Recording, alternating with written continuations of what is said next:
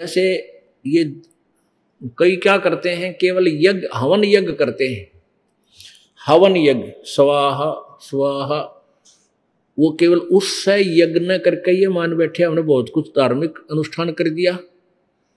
ये तो इनकम्प्लीट है, अधूरा है। अब जैसे कोई रोगी है और वो रोगी घना कमजोर हो गया, तो डॉक्टर जाते ही ग्लूकोज चढ़ाओगा और उसमें 3-4 प्रकार के टीके लगाओगा ताकत के। तो वो ग्लूकोज जो है वो रोग काटने की नहीं, शरीर ने थामने की है।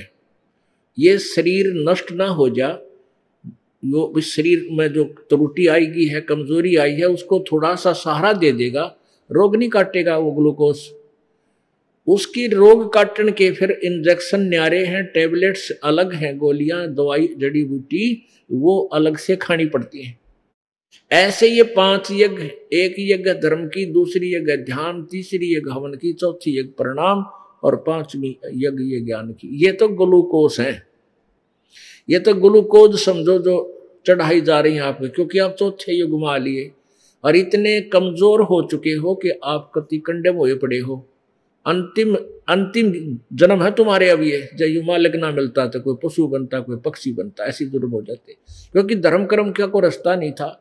पेट भरने के लिए सारा दिन हाहाकार माच रही थी, उसने लूट लें, उसने खसोट लें, उसका मिलावट कर दूं, है उसका ऐसे दूध में मिला दूं, घी में कुछ मिला कर बेच दूं। ऐसी ब्रांड माटी ऐसी जो है ना, दुष्कर्मों से धनी बनना चाहते थे, जो दूने पापी बनते। अब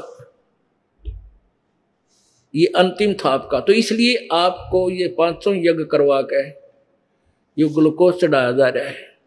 और ये मंत्र जाप जो आपको बताए गए हैं, ये आपको वो कैप्सूल हैं जो रोग काटने के, तो ये सारा उपचार आपको कराना पड़ेगा, तब आप यहां से मुक्त होगे। जन्म मृत्यु का रोग आपका जब कटेगा।